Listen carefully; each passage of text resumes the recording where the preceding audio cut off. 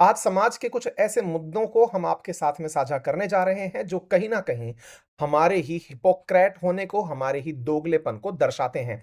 तो चलिए आज शुरुआत है बिहार से और बिहार जो कि भारत का एक पूर्व में स्थित राज्य है, जिसमें फिलहाल मतदान होने वाले हैं, लेकिन उससे पहले बिहार सुर्खियों में है किन्हीं 2 कारणों से। पहला, एक महिला जिसने हाल ही में शिक्षक की नौकरी बिहार में जॉइन की, लेकिन वो बंगाल से बिलॉन्ग करती थी, लेकिन उन्हें बिहार पसंद नहीं था। उन्होंने बिहार को अपनी तरफ से क्रिटिसाइज़ करते हुए कहा। इंडिया डेवलपिंग कंट्री मुझे लगता है बस इसलिए है बिकॉज बिहार है उसके अंदर। The day we remove Bihar from India it will be developed. ये बात बोलने वाली ये महिला शिक्षक संभवतया अपने बिहार में जॉब से खिन्न थी। बंगाल से बिलॉन्ग करती थी और चाहती थी कि भले ही लद्दाख भेज देते, बिहार ना भेजते। और हाल ही में दूसरा बड़ा कारण है हनी सिंह के कारण गाए गए एक गाने जिसका नाम है मैनिएक। मैनिएक नामक अर्थ, जो शब्द का अर्थ है, वो किसी पागल व्यक्ति से है और इस पागल व्यक्ति के द्वारा एक गाना भोजपुरी भाषा में भी गाया गया है। पंजाबी और भोजपुरी का एक मिक्सचर प्रोड्यूस किया गया है जिसने इंटरनेट पर काफी पहचान बना ली है, जिसे संभवतया सबसे महंगा भोजपुरी गाना कहा जा सकता है, एक ग्रेट कॉलैब कहा जा सकता है, क्योंकि इसमें हनी सिंह कुछ इस तरह से एक्ट करते हुए नजर आ रहे हैं कि उन्होंने बिहार के लिए न जाने क्या कर दिया है। लेकिन उस गाने के चलते ही क्रिटिसिज्म शुरू हो गया है। तो बिहार इन 2 कारणों से, एक महिला शिक्षक और एक भोजपुरी, इनके कारण सुर्खी में है। लेकिन महिला शिक्षक पर एक्शन कर लिया गया है, उन्हें सस्पेंड कर दिया गया है, उन्हें अपने कानूनों के तहत, जो स्कूल के नियम हैं, उनके तहत नौकरी से सस्पेंड कर दिया गया है। लेकिन यो-यो हनी सिंह अपने इस गाने के कारण और ज़्यादा सुर्खियों में आ गए हैं और इनके गाने को एज़ यूजुअल व्यूज़ बढ़ते हुए जा रहे हैं, मिलते हुए जा रहे हैं। फिर से एक बात बड़ी खड़ी हो जाती है और वो बात ये है कि सोशल मीडिया पर अगर आप कुछ भी कर दें जिसका शॉकिंग इफ़ेक्ट हो, तो लोग उसे देखने के लिए उतर पड़ते हैं, जिसके चलते गलत होते हुए भी व्यूज का अंबार लग जाता है। थोड़े दिन पहले रणबीर अलाहाबादिया और समय रैना के केस में भी ऐसा ही हुआ था। हालांकि हमने उस समय भी आपको सजेस्ट किया था कि अगर आपको YouTube पर कोई कंटेंट पसंद ना आए तो आप उसे YouTube में रिपोर्ट ऑप्शन पर जाकर YouTube को इन्फॉर्म कर सकते हैं। खैर, फिलहाल बवाल क्या हो रहा है उस पर चर्चा करते हैं। यो हनी सिंह के द्वारा ईशा गुप्ता अभिनीत एक गाना डाला गया जिसके भोजपुरी के जो बोल हैं वो काफी ऑफेंसिव माने गए। उन ऑफेंसिव बोल से लोगों का कहना है कि जो समय रैना और रणबीर अलाहाबादिया ने बातें बोली थी, जिससे समाज इतना ऑफेंड हो गया था, तो क्या उनसे आगे बढ़कर इस तरह के शब्दों को उपयोग में लेकर गाने गाने पर कोई टिप्पणी करेगा, कोई पॉलिटिशियन आगे निकल कर आएगा, और तो और क्या भोजपुरी अपनी पहचान इसी तरह पाएगा? ये तमाम प्रश्न हैं जो इस समय खड़े हो गए हैं। न्यायपालिका से भी प्रश्न पूछे जा रहे हैं कि जिस न्यायपालिका को इतना बुरा इंटरनेट पर डले कंटेंट से लगा था, क्या इस गाने से भी बुरा लग रहा है? लोग इस पर मिली-जुली प्रतिक्रिया जरूर दे रहे हैं। लोगों का कहना है कि हनी सिंह ने भोजपुरी को एक नया आयाम दे दिया है, गाने को एक ग्रेटर कोलैब बनाकर, जिसमें पंजाबी में गाने गाने वाले हनी सिंह भोजपुरी के लिरिक्स को साथ में लेकर गाना गा रहे हैं। लोग सोशल मीडिया पर अपनी अपनी तरह की प्रतिक्रियाओं में अधिकांश प्रतिक्रिया इस बात पर भी हैं कि ये कॉलैब बहुत अल्टीमेट है, लेकिन इस प्रतिक्रिया में संभवतया वो लोग अनभिज्ञ हैं कि जो बोल इसमें उपयोग में लिए गए हैं, वो बोल अगर उनसे सही मायने में शुद्ध हिंदी में बोलने की कह दिया जाए, तो वे शायद कंफर्टेबल ना हो, क्योंकि भोजपुरी के उन शब्दों का अर्थ वो लोग अपनी बोलचाल की भाषा में नहीं जान रहे हैं। यही कारण है कि ईशा गुप्ता अभिनीत यह गाना, जो कि मैनिएक के नाम से आया है, ये फिलहाल ट्रेंडिंग में तो टॉप पर चल रहा है, लेकिन अश्लीलता को समझाने के लिए लोग अब इस पर बहस करना शुरू कर दिए हैं। अब सवाल यह है कि ऐसा इस गाने में क्या है? असल मायने में यहां पर एक वर्ड यूज किया गया है, दीदिया के देवर, यानी कि अपनी बड़ी सिस्टर के देवर। एक महिला कलाकार इस एक्शन को करते हुए कह रही है कि उसके जो देवर हैं, दीदी के जो देवर हैं, वो दीदी की सिस्टर को जिस नजर से देख रहे हैं वो अश्लील है। उनके इन 2 लाइनों के मतलब को समझते ही लोगों के मन में जो ख्याल आने लगेंगे, संभवतया वो अश्लीलता से इतने भरे होंगे कि उससे ऊपर आप मनोरंजन एक्सपेक्ट नहीं कर पाएंगे। ये गाना मनोरंजन के अंदर अश्लीलता को इस तरह पिरो रहा है, जिसके चलते आप पूरी तरह से इस गाने को अपने मूल मद से भटकते हुए देख सकते हैं।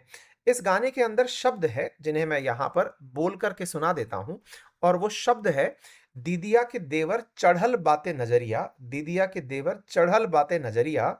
और इसमें चोली की चुचुइया चिकल चिखल चाहे जाबरिया। और ये पता नहीं चोली काहे चिजुइया चिखल जाहे जिबरिया। ये भोजपुरी में कुछ बातें हैं जो लिखी गई हैं, जिसका मतलब है सिस्टर का जो देवर है वो बैड इंटेंशन रखता है, और उसकी जो आंखें हैं वो पूरी तरह महिला के ब्लाउज के अंदर उस पर उसकी नजर डली हुई है।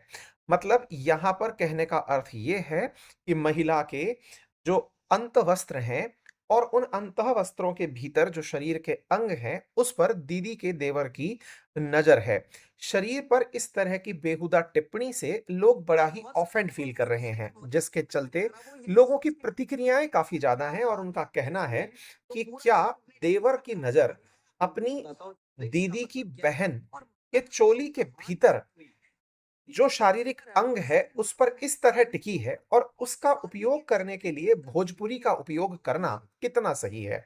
अब इस बात पर बहस छिड़ जाती है, और बहस इस बात पर कि लोगों का जो मत है वो बट इस तरह से रहा है कि हनी सिंह ने वही किया जो भोजपुरी में होता आ रहा है, नथिंग न्यू। ये बिल्कुल वैसे ही है जैसे रणवीर अलाहाबादिया या समय रैना ने वही किया जो इंटरनेट पर इतने दिन से परोसा जा रहा था। ये बिल्कुल वैसे ही है कि हनी सिंह ने गाने में जो बोल रखे वो बिल्कुल वैसे ही थे जो भोजपुरी के बड़े बड़े कलाकारों के द्वारा, चाहे मनोज तिवारी हो, रवि किशन हो या फिर पवन हो, इन सब के द्वारा, खेसारी लाल के द्वारा किए जाते रहे हों। ऐसे में सोसाइटी के डबल स्टैंडर्ड्स को लेकर लोग सोशल मीडिया पर टिप्पणी कर रहे हैं। लोग अपने अपने लेवल से काफी खिन्न हैं कि भाषा में भोजपुरी का उपयोग करना जहां तक अच्छा था, लेकिन भोजपुरी का इस तरह से दुरुपयोग करके भाषा के नाम पर एक शारीरिक अंग को टिप्पणी करना भी बेहद शर्मनाक था।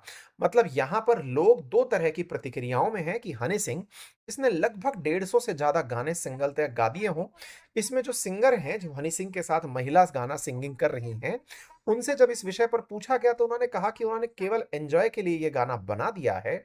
ऐसे में क्या ये एलिगेशंस अपनी जगह सही हैं? और दो बड़े सवाल जो यहाँ पर निकलते हैं वो ये कि हनी सिंह के साथ जो घटना अभी फिलहाल घटी उसमें दो बड़े प्रश्न निकल कर आए कि एक तो बिहार जिसकी महिला के द्वारा टिप्पणी की गई, महिला शिक्षक के द्वारा, और हनी सिंह जिन्होंने भोजपुरी का इस तरह से उपयोग किया, ये दोनों ही दो बड़े शब्द बिहार से जुड़कर आते हैं।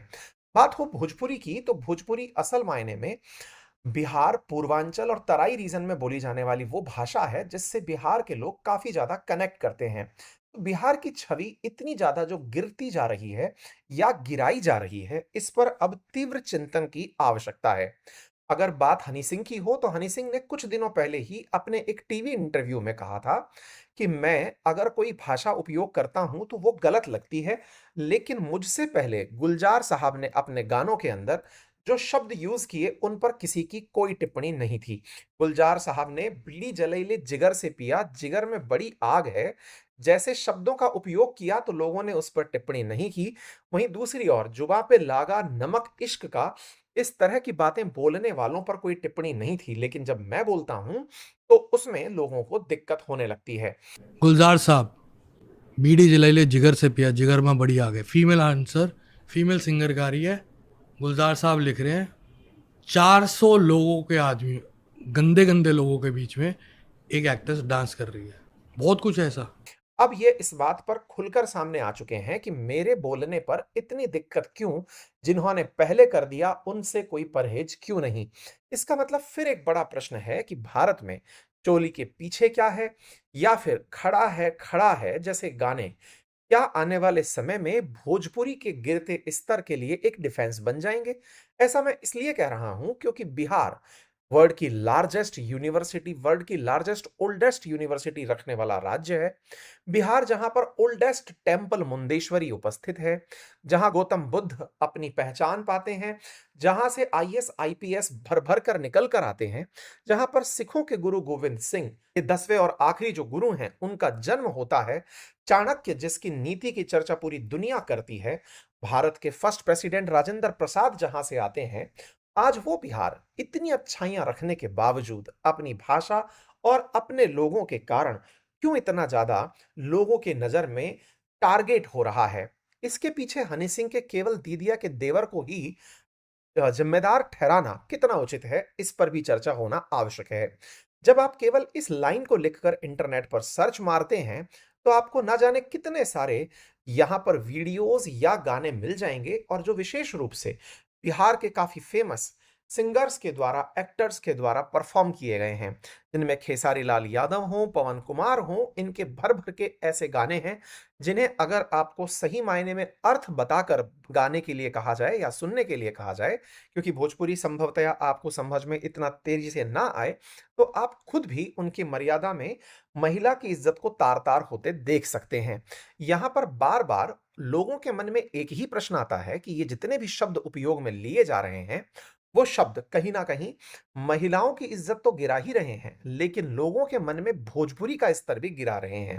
क्योंकि भोजपुरी के ही ये गाने ऐसे हैं, जिन्हें इस तरह की भाषा के साथ उपयोग में लिया जा रहा है।